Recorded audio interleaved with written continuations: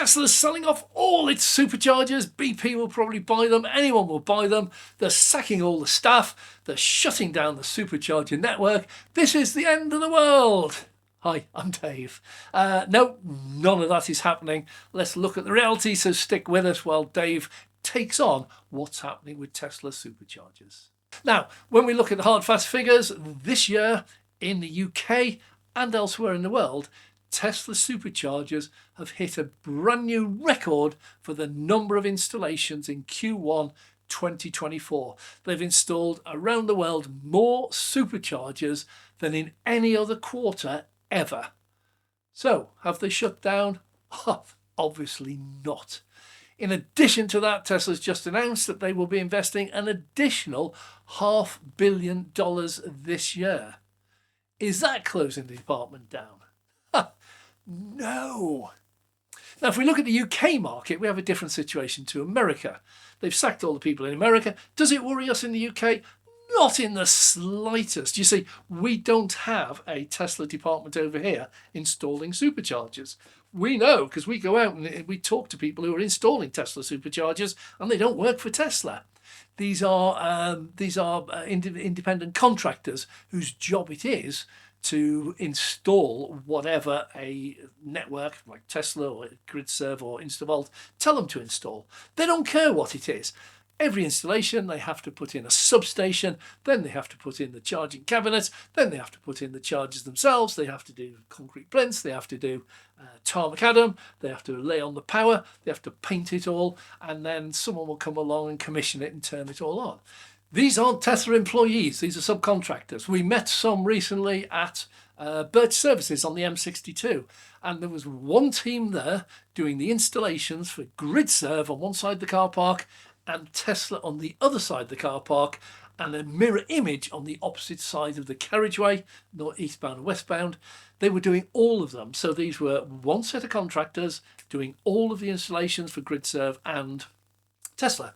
When we talked to them, they'd been down and done some BP, they'd done some InstaVolt ones, they'd done a load of different ones, and they just go wherever they're asked to go, and they will install the same thing. Now, it doesn't matter in the early stages what you're installing, because everyone, as I said, will need this substation. That's got to be done, and that's done by the DNO, not them. So you need a DNO for that, distributed network operator. Certain things like you're going to need platform for your chargers, you're going to need tarmac, you're going to signage, road in and out and everything else. And they're common, whatever that charger it is. It's only when you get down to the nitty gritty and you're laying the cables that you actually need to know what chargers are going in. And even at that point, you don't care who it is. If the chargers are 350 kilowatts, you use a thicker cable than if they're 250 kilowatts, and that'll use a thicker cable than if they're 50 kilowatt chargers. So at that point, that will all be specified in the drawings, exactly what cable to fit, so they don't care what's going in. And often you'll find, and I found this recently up at the Starbucks on the outskirts of Leyland, where I came across a crew who were fitting the Tesla cabinets on a EV Point installation, and they were subcontractors. And one of the workers came over to me while I was filming, and he said, "Do you know anything about fitting these cabinets? This is the first one we've fitted." So these were people who, for years, all they've been doing is fitting EV chargers all around the country, all different makes. And this was the first time they'd actually had one of the new V4 cabinets. And they said, it's difficult for us because there's less clearance underneath than we're used to. Have you had any comments from other installers? So we had a chat about that, and I wasn't able to add anything to him. But he said, yeah, it's not a worry. We're just learning the different things. So these installers are not Tesla employees. So when Tesla sacked all of the American head office supercharger team, it doesn't affect us in the UK. We've had a massive increase in V4s being fitted. I said earlier on in a different video, at the beginning of the year, January 1st, I actually counted the number of Tesla superchargers that were open to all. And it was a total of 42 in the whole of the UK.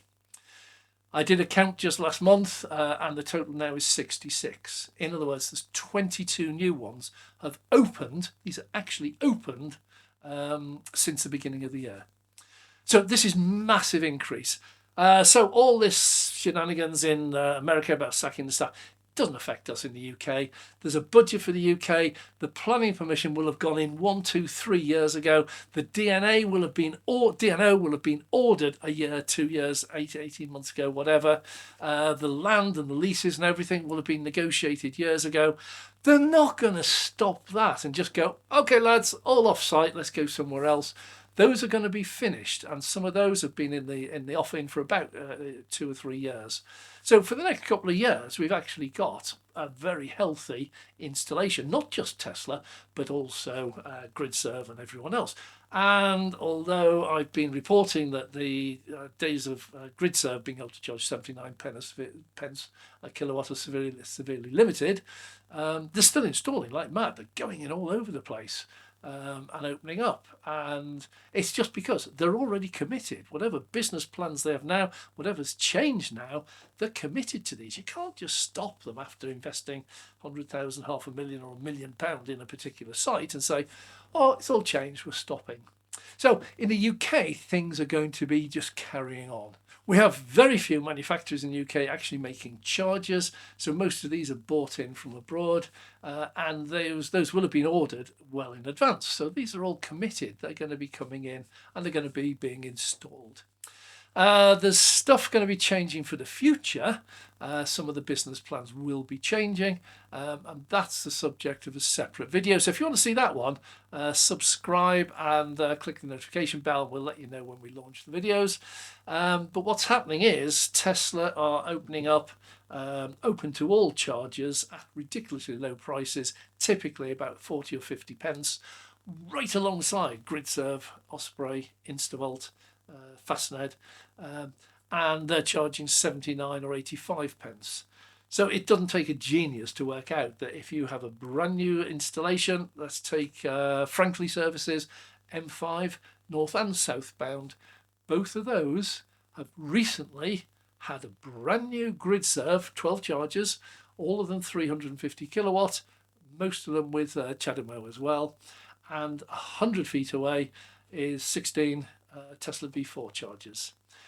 The GridServe are charging out at 79 pence for everything. The Teslas, I can go there off peak. That means morning. It doesn't mean 3 o'clock in the morning. It means 10 o'clock in the morning, and I can pay 30p. Now, if you go along there as a non-member of Tesla's Supercharger network, you will pay a higher price, and it's around about 50p off peak and about 70p peak.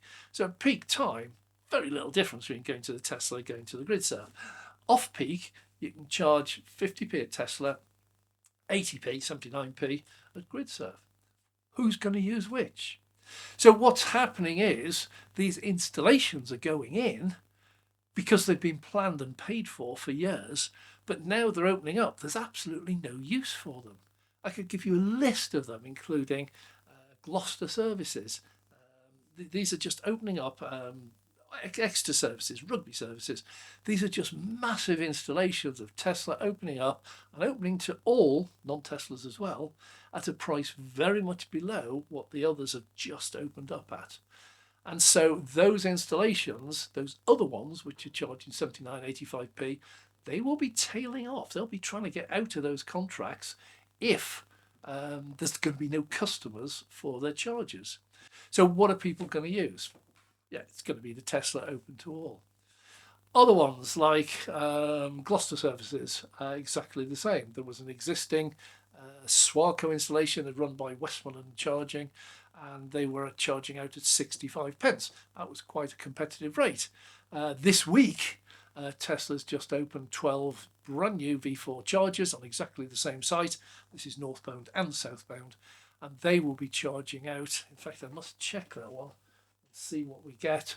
But that one, when I last checked that one was charging out about 60 pence at peak and about 40 something pence off peak. Non-member, as a Tesla driver, if I go to those Tesla V4 chargers and I go off peak, I'll be paying about 30 pence, which is well under half of the GridServe ones. So what's happening is Tesla has got every incentive to install more and more and more and more of these chargers because they're just going to be taking so much business off everybody else. And if ever the Tesla ones are full, people will have a choice. Well, if you can wait if you want, or you can go and just charge up at GridServe, 79 pence, just swallow the price and then get on your way. But you'll have a choice. You can sit and wait at peak time, 10 or 15 minutes maybe, for a charger to come free, or you can just say, let's go to GridServe and pay the extra. So Tesla have every incentive to keep on installing and actually totally dominate the market. It is the start of a price war. Tesla is doing its thing, and its thing is to drive down prices. How long it's going to last? No idea. Nobody else does either. All these people, oh yeah, once they get a monopoly, they'll put the prices up. There's no evidence of that. I've had my car over 4 years. 4 years ago, I went down to Bristol and I went into and I charged down there. I've still got the invoice, and I was charged 24 pence a kilowatt hour. I went down last week and I was offered 22 pence, but that was off-peak antisocial hours. It's between midnight and 4 o'clock. I wasn't going to get up at 4 o'clock, but between 4 o'clock and 10 o'clock, I could charge at 25 pence per kilowatt hour. So 4 years later, I can go back to the same charger and I could pay 24 pence 4 years ago, 25 pence now. Where is the evidence for anyone to say Tesla's going to hike the prices? There isn't one. It's just pure scaremongering. Same with this headline. Tesla's selling up the supercharger network. No, they're not. Tesla's expanding the supercharger network. It's now getting masses of money from the US government through the IRA, the Inflation Reduction Act, and they're now being paid to install chargers. Why on earth would they give that up? What they've done, according to Elon, not my words, but he's just got rid of the deadwood. They were not needed, just like the publicity department weren't needed. Why does Tesla need to advertise? I'll tell you why. The shareholders, a lot of them are traditional legacy auto investors, and they think that you should advertise. The more you advertise, the more business you get. I'm going to give you one really interesting figure. You can check this one for yourself. Super Bowl was a little while back, just a month or so back, and during the halftime extravaganza, they have advertising. And those adverts, 30-second adverts, can attract a price of 3, 4, 5, 6, and I've heard even $7 million for 30-second advert. During this year's half-term extravaganza at the Super Bowl, General Motors took out a 30-second advert. Massive expenditure. The Google search later that day had a massive spike in people Googling Tesla. Would you believe it? The GM spend millions advertising, and people go on and go, Tesla, how much are Teslas, what have they got, and everything else. There was a slight uprise in GM inquiries, but a massive spike in Tesla inquiries. Why did Tesla need to advertise? That's why they got shot at the advertising department. Why have they got supercharger teams being paid for doing nothing? It sells itself. They've gone. But the supercharger network is a massive hit with Tesla. It is already targeted probably for the next 1 to 2 years that it's going to do anyhow. And it's putting in an extra half billion this year. Very little of that will be spent this year. Most of that will be doing planning applications and DNO applications and finding sites and everything else. And that expenditure is going to be used in 1, 2 or 3 years' time. So no worries for the future. That's my prediction. So thanks very much for watching. I'm Dave.